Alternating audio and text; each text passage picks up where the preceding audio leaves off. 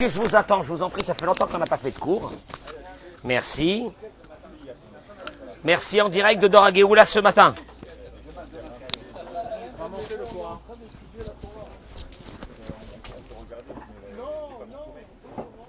Messieurs, en direct de Dora Géoula, nous entendons nos amis qui se connectent avec nous ce matin, Bezrat Hashem.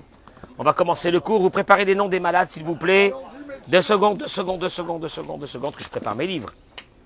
Et c'est parti, nous sommes... on est à l'heure, c'est bien, Baruch Hashem, tout va très bien ce matin. Nous sommes le combien aujourd'hui? Le 15 août, c'est ça? C'est férié. Qu'est-ce qu'il y a aujourd'hui en France? On ne sait pas ce que c'est. Bon. C'est la Pentecôte. La fête de la Madotte. Bien.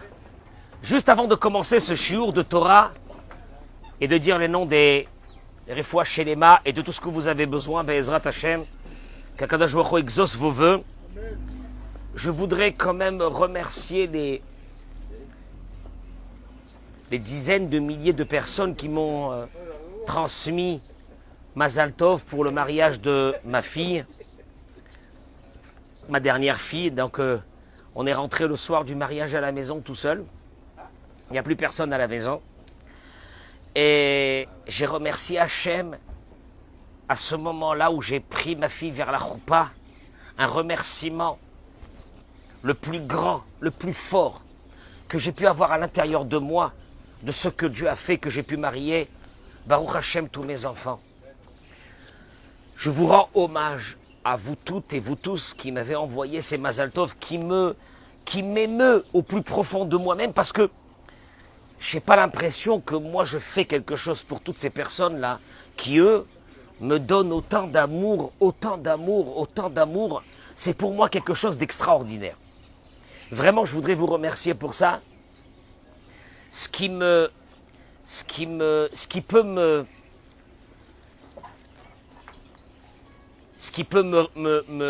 nourrir au plus profond de moi-même, c'est l'amour des autres. C'est l'amour que je donne aux autres et celle que je reçois des autres. C'est exceptionnel. Je vous remercie vraiment beaucoup. Et là, je peux commencer Be'ezrat Hashem pour la Refoua Shelema. Joël Tehila Batodet, Liz Noémie Badjuli Frecha, Monique Esther Batodet, Jocelyne Batoraïda. Et pour Shimon Berda Be'ezrat Hashem qui est plus mal au dos. Amen Ken Yiratson. Chaya Chana Batsara. Donne-moi ton prénom. Mordechai Ben Avram, qu'Akadosh Baruch Hu lui envoie Refoua Shelema, Zivu Gagun Bekarov La'avodato Itbarach. Chaya Bat Talia Bat Moria. Et pour l'anniversaire de Yehuda, Yehuda David Ben Avraham, mon ami Yehuda El Kaïm de Lyon, qu'Akadosh Baruch Hu lui envoie Zivu Gagun Bekarov La'avodato Itbarach. La santé pour la femme de Dylan. Et pour l'anniversaire de Avi, pour l'anniversaire de Avi Shriki du Canada. Du Canada, de Montréal, qu'Akadosh Baruch Hu lui envoie une bracha, une atzlacha exceptionnelle, Be'ezrat Hashem, à la grandeur de l'amour que moi j'ai pour lui, Be'ezrat Hashem. Et Be'ezrat Hashem, une Refoua Shelema pour la femme de Tommy. Et Be'ezrat Hashem, un bon accouchement pour ma fille qui se trouve à l'hôpital, qui attend d'accoucher aussi. Be'ezrat Hashem, bracha ve'atzlacha. D'abord, merci d'être nombreux ce matin à Dora Géoula. Le cours de ce matin est exceptionnel. Je vous demande de bien l'écouter. Donnez-moi, s'il vous plaît, mesdames et messieurs, qui êtes là, Baruch Haba. Mettez les noms des malades. Be'ezrat Hashem, dans la journée, on va les citer. Amen Ken Yiratson. Dans la paracha de cette semaine, j'introduis l'idée par quelque chose de très court de la paracha, et je vais vers une idée extraordinaire. Moshe dit au Béné Israël la chose suivante, que Vezacharta, là on est à la fin des 40 ans, il va rentrer en Israël dans quelques jours, et il leur dit, tu te souviendras, et kol aderech asher holichacha Adonai Elohecha ze 40 shana bar midbar, souviens-toi de tout le chemin que Dieu t'a mené dans le désert pendant 40 ans. Pendant 40 ans. Pendant 40 ans. les ma'an anotecha, afin de t'affliger, les nasotecha, de t'éprouver, et ta chair bilvavecha, ce qu'il y a dans ton cœur, pour savoir, Dieu te dit, je t'ai éprouvé pendant ces 40 ans pour savoir ce qu'il y a dans ton cœur. Est-ce que tu observes mes commandements ou non? Vaya ancha, il t'a fait souffrir. Vaya rivecha, il t'a affamé. Vaya achilcha et aman, il t'a nourri avec la manne que tu ne connaissais pas. Lemaan, hodiacha, afin de te faire savoir qu'il aura lechem levado yichia adam, que ce n'est pas le pain seulement que l'homme vit, mais c'est par tout ce qui sort de la bouche de l'Éternel que l'homme vit. Ce n'est pas avec le pain. Tiens, c'est des mots un peu qu'il faut essayer de faire un peu d'ordre dans ces mots-là. Rabbeinu Yona, dans Sha'arei Tshuva, il ramène la chose suivante. Il dit que Ma'alat zikaron chasdei Hashem veitubonenut bahem. Ici, il y a une mitzvah de la Torah, de se souvenir de tous les bienfaits que Dieu fait avec nous. Toi, le matin, tu te lèves et tu dis, j'en ai marre de la vie. Et le Yetzer Tov, il te dit, souviens-toi de tout ce que j'ai fait pour toi jusqu'à aujourd'hui. Parce que tu sais, on est là avec nos têtes là de Tchabeb. Qu'est-ce qu'il y a? Eh ben, non, l'euro, il a baisé. Oh, il a baisé, l'euro. On parle pas de ça. Regarde, Olivier dit on parle pas de ça, ça veut dire c'est énorme. On parle pas de ça. Rappelle-toi de tout ce que Dieu a fait pour toi jusqu'à aujourd'hui. Comme il est écrit, tu te souviendras de tout le chemin que Dieu a fait avec toi pendant ces 40 ans. Dieu, il demande ici une chose, Frank Torjman. Itbonenu ti Rabbeinu Yona. Dieu, il te dit, écoute-moi bien, j'ai besoin de toi une chose exceptionnelle. Que tu, pas seulement que tu réfléchisses, tu analyses. Une introspection personnelle. Quelle introspection personnelle que Dieu demande de toi? Il dit, Yesh chasadim, sha'adam lorak sheno mikir bahem, ela savur shem baim mitzad midatadin, vehem hefech chesed varachamim. Pour que je me souvienne des biens que Dieu m'a fait, j'ai pas besoin de grandes réflexions. Je sais que Dieu m'a fait des biens. Allez, viens, on commence. Tu t'es marié, Baruch Hashem. Tu as eu des enfants extraordinaires. Ils te font sortir les yeux, Baruch Hashem. Tu as une parnassa exceptionnelle. Tu as un toit exceptionnel. J'ai pas besoin de grandes réflexions. Pour ça, Eric. Et Rabbeinu Yona, il te dit, je te demande une grande réflexion sur ce qui s'est passé dans ta vie. Si c'est pour les bonnes choses de ta vie, j'ai pas besoin de grandes réflexions, c'est une évidence. Sam, est-ce que j'ai besoin de grandes réflexions pour me rappeler de tout ce que Dieu fait pour moi? Non. Il dit Rabbeinu Yona une chose. Il y a certaines choses que toi tu les perçois comme des mauvaises choses. Et c'est là-bas que je te demande une introspection et une grande réflexion pour réfléchir. Parce que tu verras qu'un jour, les choses qui sont pour toi, entre guillemets, des mauvaises choses, étaient pour le bien. Ah, ça c'est autre chose. Tu entends, Eric? C'est un davar caché. De se rappeler du bien que Dieu a fait avec nous, c'est une évidence. Mais de se rappeler que les choses qui, entre guillemets, pour nous, des fois, on a eu l'impression qu'elles étaient mauvaises. Et que des années plus tard, tu t'es rendu compte que ces choses mauvaises t'ont amené vers un chemin de bonheur éternel dans ta vie, ça demande une introspection. Oui. Et il dit Rabbeinu Yona, regardez ce qui est marqué dans la paracha de cette semaine. Vezacharta et kol haderech asher holichacha Adonai Elohecha zarbaim shana bamidbar. Je t'ai amené, il te dit Dieu, dans la paracha de cette semaine, dans le désert pendant 40 ans. Et tout de suite après, il est dit, les ma'ana anotecha, je t'ai fait souffrir. Si Dieu il est en train de te dire, rappelle-toi de tout ce que je t'ai fait dans le désert, toi tu aurais pu penser que quoi? Je dois me rappeler de tous les bienfaits de Dieu. Et le verset il continue, il te dit, les ma'ana anotecha, je t'ai fait souffrir. Je t'ai affamé. Kelomar, Gamainui ve'arahav, même de te faire affamer, je te demande de faire sortir de là-bas, d'analyser le bien qu'il y avait à l'intérieur. C'était quoi le bien?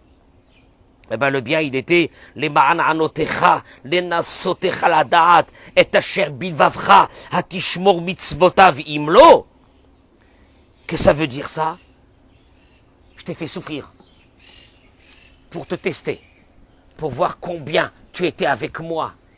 Est-ce que tu es avec moi que au moment où tout va bien? Ou tu es avec moi même quand c'est dur dans ta vie? Il y a des épreuves, il y a des épreuves.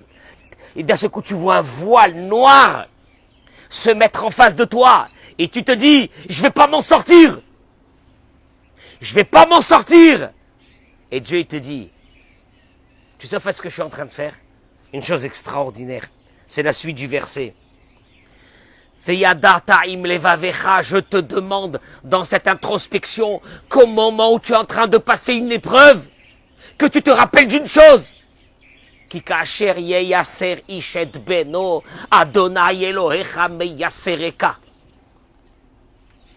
Comme un père est en train de faire souffrir son fils, Dieu te fait souffrir. Un père, il fait souffrir son fils. Sam, un père, il fait souffrir son fils. Pourquoi il le fait souffrir? Pour l'amener vers le but suprême de ce qu'un fils peut devenir. Un père va prendre son fils et entre guillemets va le faire souffrir.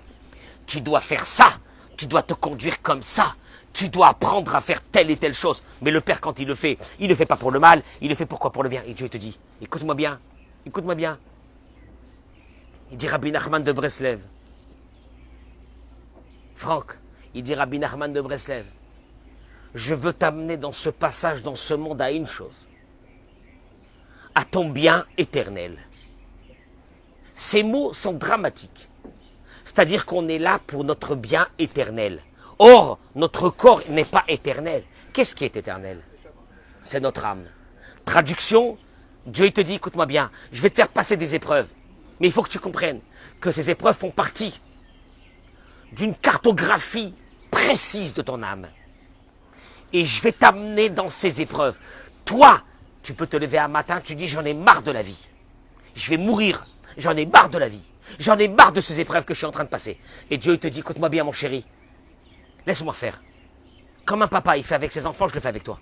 Traduction, je suis en train de t'amener vers le but suprême de ton âme, qu'on appelle ça le but, qu'on appelle ça le tahlit éternel, le but éternel. Pas le but éternel de ton corps. Le but éternel de ton corps, ça aurait été des plaisirs. Le but éternel de ton corps, ça aurait été que toute ta vie soit un long fleuve tranquille. Et je vais t'amener vers une chose. Tu sais quoi?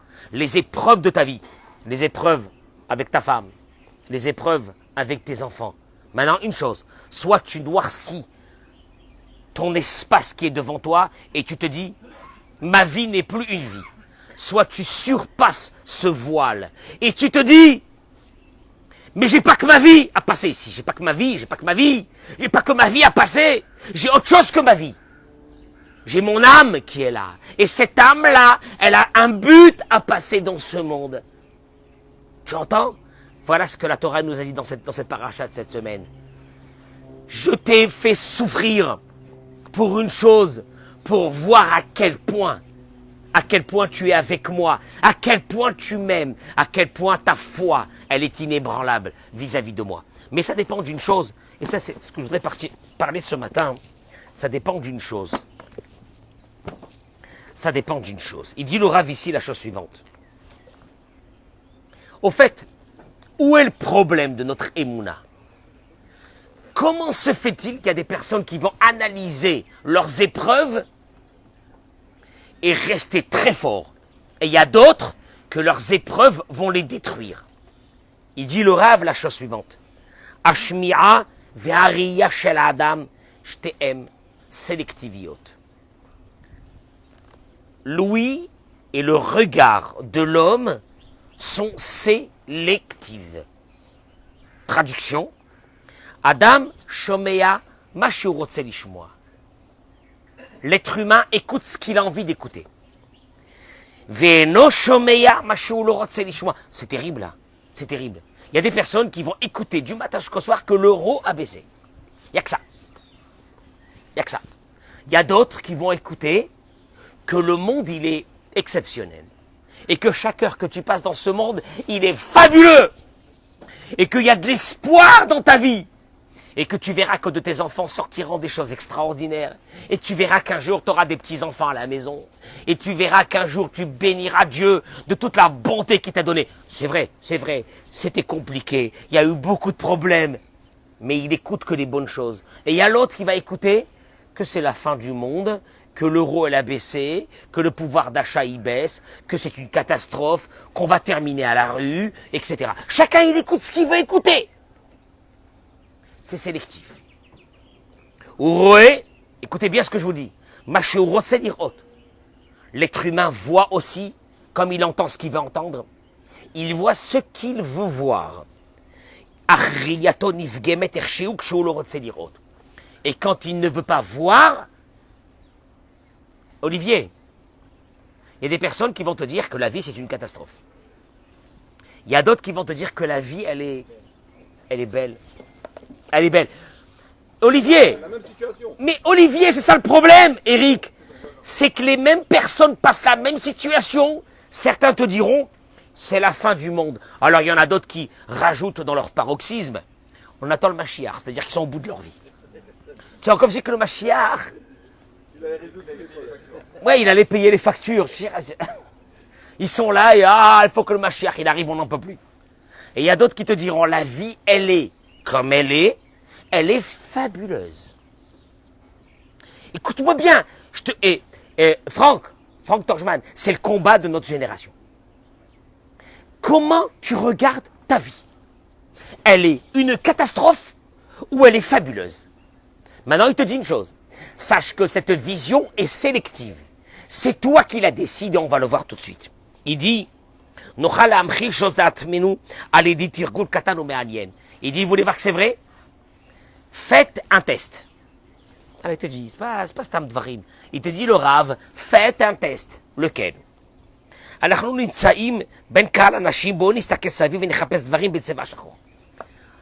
Il y a devant toi des personnes. Tu es dehors, dans une rue. Il y a du monde. Il y a des voitures. Il y a des camions. Il y a tout ce que tu veux. Je te dis, Eric Ben Moussa, s'il te plaît, regarde tout ce qui est noir dans la rue. Les habits, les voitures, les camions, tout ce qui est noir. Tu regardes pendant 30 secondes, tu fermes tes yeux et tu me dis tout ce que tu as vu de noir.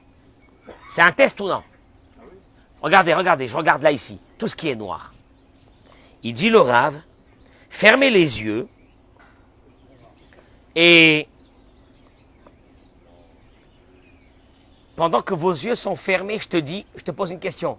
Franck, qu'est-ce que je te demandais? De regarder tout ce qui était quoi? Noir. Je te dis, Franck, pendant que tu as les yeux fermés, tu m'écoutes. Je te dis, Franck, maintenant que tu as les yeux fermés, est-ce que tu peux me dire tout ce que tu as vu de rouge? Tu pourras pas. Impossible. Pourtant, écoute-moi bien, pourtant il y avait des femmes, des hommes, des enfants qui étaient habillés en quoi? En rouge. En rouge. Mais comme je t'ai demandé au départ de regarder quoi? Le noir. Tu as regardé que le noir. Et le rouge, tu n'es pas capable de me dire ce qui est en rouge. Karnir Alanou, il te dit. Venechapes Arshav Dvarim. Il te dit. Pourquoi se fait-il qu'on a vu que le noir, David? Je t'ai demandé au départ, avant de fermer les yeux, 30 secondes, regarde tout le noir que tu vois autour de toi. Il a un t-shirt noir, Gérard, il a un t-shirt bleu noir, Sam, il a Olivier, il a... Tout en noir.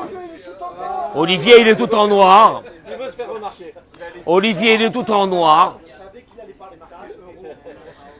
Je peux vous demander, après que vous avez fermé les yeux, dites-moi qui c'est qui était habillé en blanc, vous ne serez pas capable.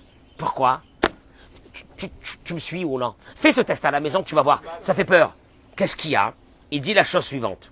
Il dit que Kidartenu Haya, parce que notre esprit était à la recherche du noir avant de fermer nos yeux. Beyadenu, il dit le Rav, Nitna abechira malechapes. Il nous a été donné le libre arbitre de chercher dans ta vie ce que tu veux voir. Im nechapes dvarim tovim, nimtza dvarim tovim. Celui qui est à la recherche de bonnes choses positives de la vie, il les verra. Im nechapes dvarim raim, nimtza gam ken. Celui qui est à la recherche de ce qui ne va pas dans la vie, il le trouvera. Im ata mechapes shachor, si tu cherches le noir, l'obscurité dans ce monde, Sam, tu le trouveras, t'inquiète pas. Et pire, c'est qu'au moment où tu es concentré dans l'obscurité, tu n'as plus la capacité de voir les bonnes choses de ce monde, ça fait peur.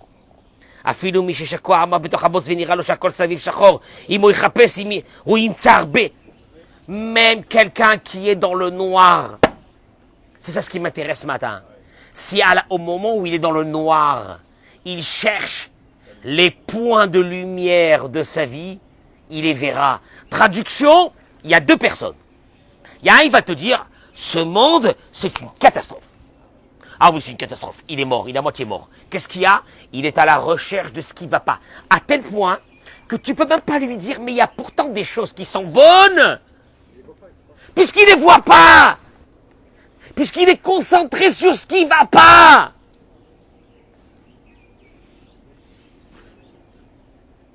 Moi, j'aurais pu arrêter le cours ici, en vous disant, mais allez, ça suffit. Et tu sais, le type, il est là, il est à moitié mort, il rentre chez lui à la maison, ça va pas. Qu'est-ce qu'il y a? Eh ben, sa vision, elle est que noire. Il s'est interdit de regarder les points de lumière qu'il y a dans sa vie. Tu rentres chez toi à la maison, tu as des enfants qui te font des problèmes. Mais tu as des enfants.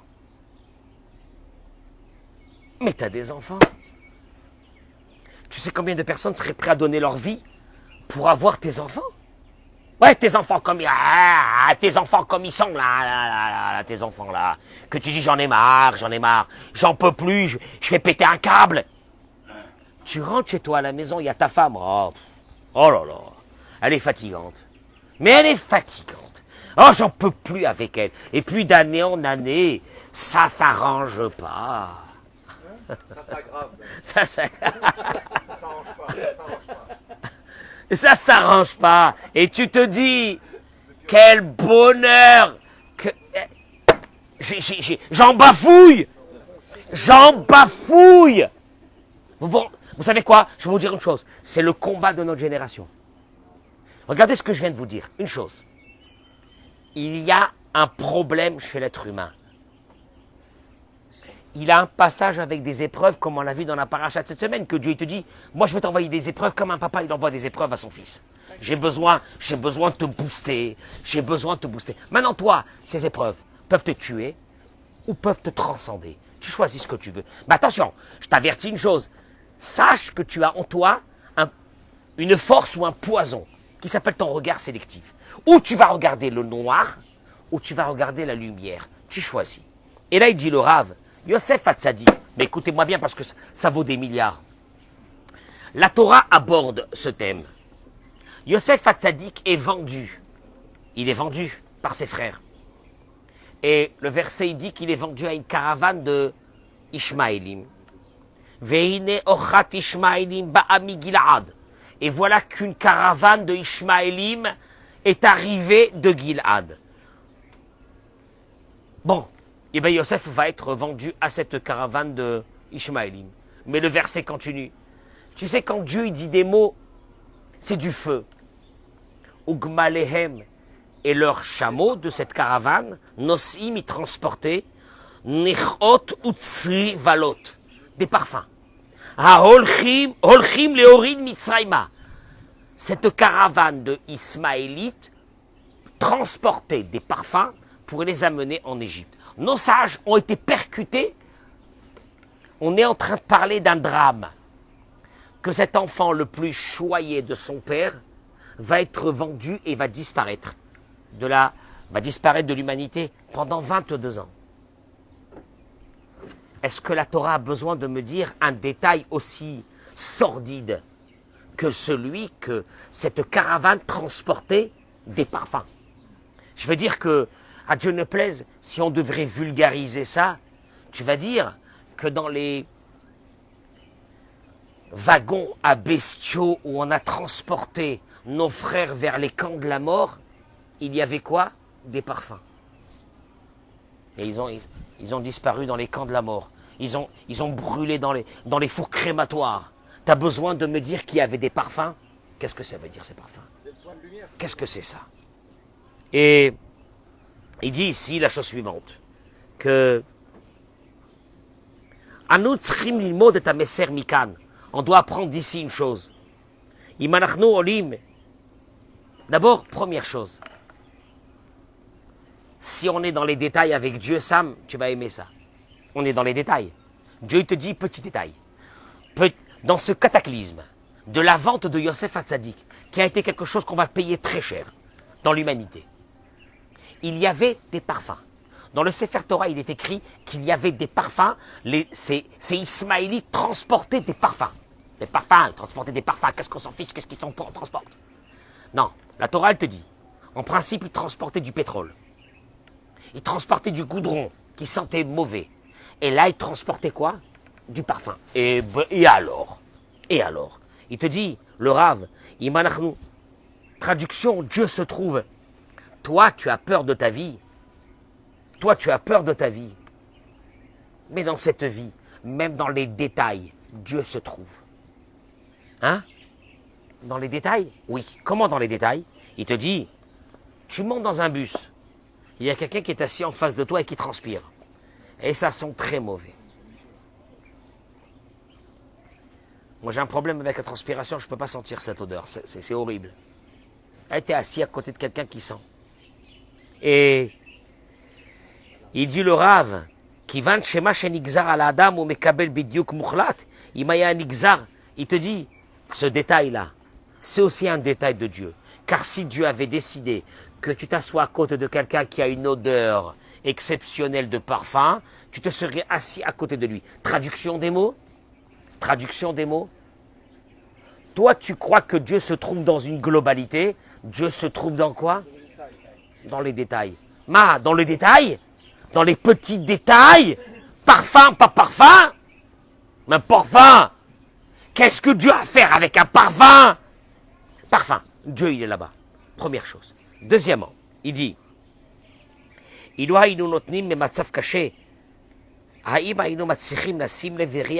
dit, est-ce que nous, si nous avions dans une épreuve un coin de lumière, est-ce qu'on aurait eu la capacité de remercier Dieu sur ce coin de lumière? Yosef, il est vendu en Égypte. Oui ou non? Yosef se rend compte qu'au moment où c'est qu'il est pris par la caravane, il y a quoi? Un parfum. C'est horrible, c'est horrible. Je suis en train de passer des épreuves monstrueuses. Et tu me dis, Gérard, tu entends les oiseaux qui... Tu entends là, tu entends là, tu entends ce petit moment. Et Gérard, il va me dire, mais qu'est-ce que j'en ai à faire, moi, de ce moment-là, quand je passe des épreuves dans ma vie? Richard, qui a passé des épreuves dans sa vie, je vais lui dire, Richard, écoute les oiseaux. Écoute, là, on est le 15, c'est ça? On est le 15 août, Richard. Profite de cette lumière, profite. Mais qu'est-ce qu'il raconte, celui-là? Et pourquoi c'est important? Et pourquoi c'est important ce que je viens de vous dire? Pour te dire une chose, il dit le Rav, que... Il dit le Rav, Yosef Hatzadik a compris une chose, qu'il n'y a pas de hasard. S'il devait transporter du goudron, et là il transporte quoi?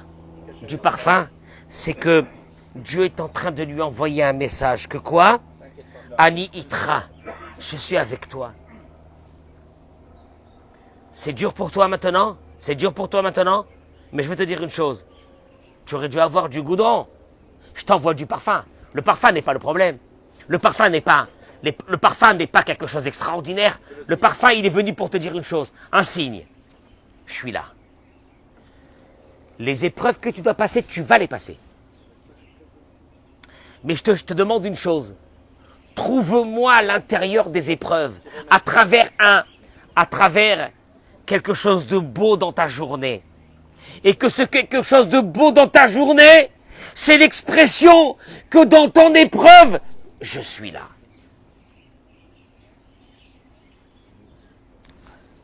J'en peux plus de la vie.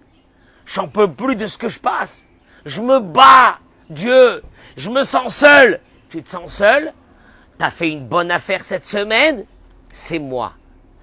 Tu sais pourquoi je t'ai envoyé cette bonne affaire? Pour te dire une chose. N'oublie pas que je suis là. Dans ton épreuve. Ne pense pas que je t'ai oublié. La preuve, c'est que je t'ai envoyé un signe spécial pour te dire que je suis avec toi au moment de ton épreuve. Mais ça demande une chose, Sam.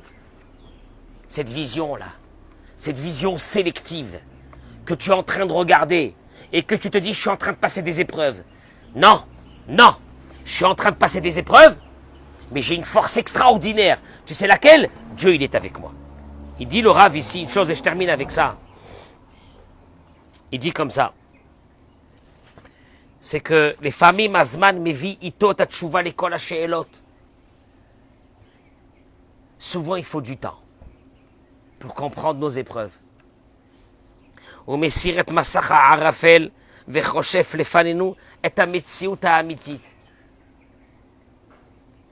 y a une vraie réalité. On ne la connaît pas. Eric, la vraie réalité, tu la connaîtras dans 10 ans, dans 15 ans. Tu verras. Oui, mais entre-temps, je ne comprends rien. Mais tu verras cette réalité, il faut du temps. Le temps de Dieu n'est pas le temps de nous.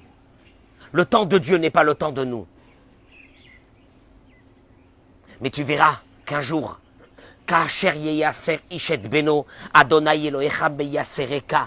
comme un père, il va faire passer des épreuves à son fils pour lui faire pour son bien. Ainsi Dieu est en train il te dit, je te fais passer des épreuves pour ton bien à toi, mais ça mettra des années pour que tu comprennes. Je termine par une chose. Il dit le Rav, on ne sait pas quel est le but des épreuves qu'on passe. Il y a une chose qu'on doit savoir, Eric. Le but des épreuves qu'on passe, on ne le sait pas. Des fois, Eric, on le saura. Et des fois, Olivier, on ne le saura pas. Pourquoi j'ai eu comme ça dans ma vie? Pourquoi j'ai eu ça? Pourquoi j'ai eu ce problème? Pourquoi j'ai eu cette époque dans ma vie extraordinaire et puis une époque comme ça?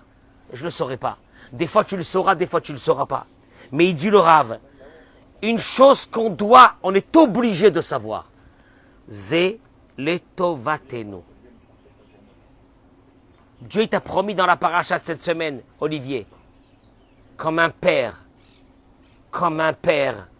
fait passer des épreuves à son fils pour le faire grandir. Dieu il te dit, je vous fais passer la même chose. Traduction des mots, jamais un père n'a fait du mal à son fils. Jamais. Ça n'existe pas. On peut mourir pour nos enfants. La Kadosh Baruch Hu te dit, toi tu perçois ça comme quelque chose de très mal, de très mauvais dans ta vie, que Dieu est en train de te faire. Il te dit, une chose, je te demande, que tu aies cette faculté de te dire chaque fois, à Kol et Tova, que c'est pour le bien. Et Kacher Yelad Katan, l'omed la lechet. Et il dit, regardez à quoi ça ressemble. Quand un enfant il commence à marcher, au moment, les premiers pas, il y a son père et sa mère qui sont là. Et après, qu'est-ce qui se passe? À un moment donné, il le laisse. Et il va tomber. Et il va se relever. Et il va retomber et il va se faire mal. À ce moment-là, si tu dis que les parents sont gentils, sont bons, nous, comment on aurait dit? Ils auraient dit au petit, arrête de marcher. Viens, on va t'asseoir sur une chaise roulante, parce que tu tombes chaque fois, une chaise d'handicapé, et ça y est. C'est bien ça? Qu'est-ce qu'ils vont faire les parents? Ils vont le voir se fracasser encore le visage, et tomber, et se faire mal, et saigner. Mais qu'est-ce qu'ils savent les parents? Que c'est quoi ça? Les tovatos? Que c'est pour son bien? Que c'est pour son bien? Voilà ce que c'est. Kacher, Hashem Elokecha miyaserecha. Qu'Akadosh Baruch Hu, il te fait souffrir comme un père. Il fait souffrir son fils. Traduction, tu vas tomber et retomber jusqu'à qu'un bon matin tu vas te lever et tu vas être très fort.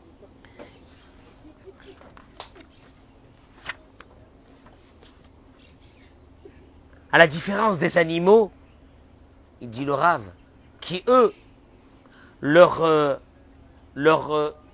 futur et leur présent est posé devant eux. Une béhéma, on l'appelle Bama. Bama qui veut dire tout est là. Un être humain, il a une évolution. Un animal vit l'instant. Il vit le présent. Il n'a pas d'évolution. Vous savez que des études ont été faites sur ceux qui ont, comment on appelle ça, prendre un animal et de lui faire faire des, comment on appelle ça, de lui faire faire des choses qu'il s'est habitué à faire, de le dresser. Les dresseurs sont conscients que chaque animal, il a un certain temps, que quand il a fait quelque chose, il faut lui donner un bonbon ou un sucre, une récompense. Si on passe ce laps de temps, il n'arrive plus à concevoir que le bonbon qui lui a été donné était en fonction de l'action qu'il a fait. Traduction, il dit ici que des études ont été faites. Un singe, après 90 secondes, il n'arrive plus à faire le lien entre l'action qu'il vient de faire et le bonbon que tu lui as donné. Après 90 secondes, c'est fini. Un animal, il vit dans l'instant. Behema, c'est Ba-ma. Tout est là dans l'instant. Un être humain est voué à une évolution. Il n'y a rien à faire. Tu ne peux pas te dire, moi je ne bouge pas, je reste le même. Impossible. Un être humain, il lui est demandé une évolution, de changer, de se modifier. Et sur ça,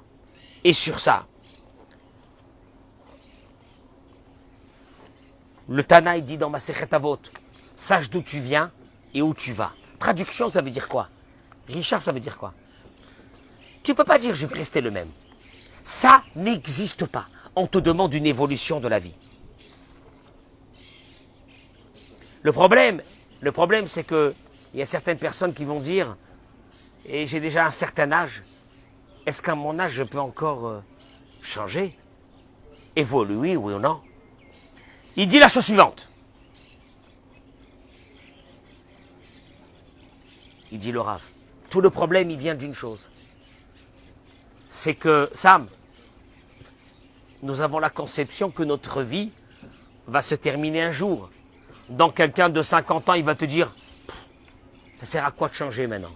Quelqu'un de 60 ans, il va te dire, ça sert à quoi? Il y a des gens de 40 ans qui vont te dire déjà, ça sert à quoi? Il y a des gens de 70 ans qui vont te dire, ça sert à quoi? À mon âge. Sauf une chose, c'est que vous n'avez pas compris que notre évolution à nous, ce n'est pas l'évolution de notre corps, c'est l'évolution de notre âme. Elle est venue dans ce monde pour évoluer.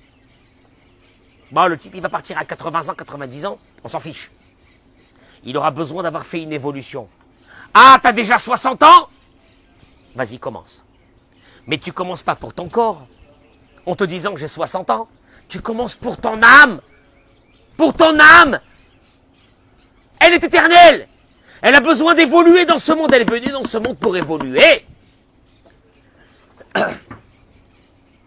Tout dépendra d'une chose. Tu sais c'est quoi? Je reviens au début. Kasher yeyaser ishet beno, Adonai Elohecha miyasereka. Comme un père, il va faire passer des épreuves à son fils pour le faire grandir. Hé, David, avant qu'un enfant il marche, et vas-y qu'il tombe, et il pleure. Mais non, toi tu peux dire, David, tu peux dire j'ai une grande miséricorde envers mon fils. Alors, les noix, Dieu ne plaise, je le fais asseoir dans une chaise d'handicapé pour qu'il arrête de tomber. C'est monstrueux. Si ça arriverait une chose pareille, c'est monstrueux.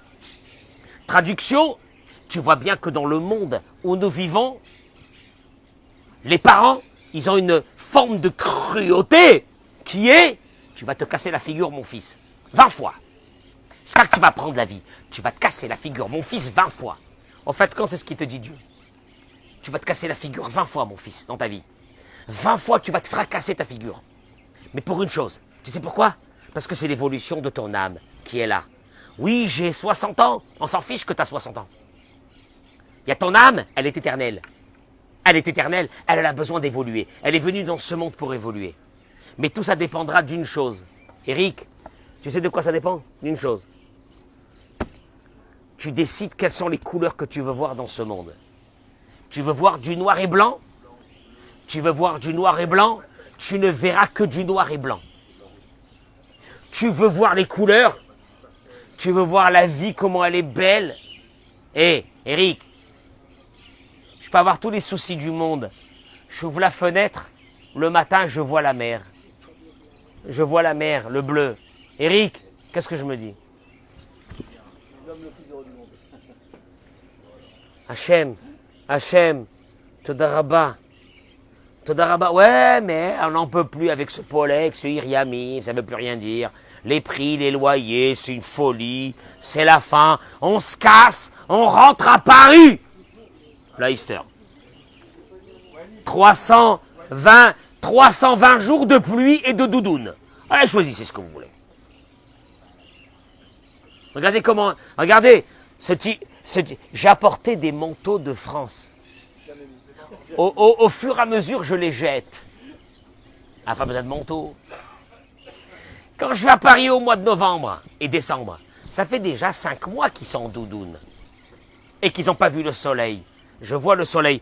Tu sais ce que je suis en train de dire? Je regarde une chose, les points de lumière que Dieu m'envoie dans ce monde. Mais ceux qui sont à Paris, c'est la même chose. Ou au Canada, c'est la même chose. Ou à Marseille, ou ailleurs.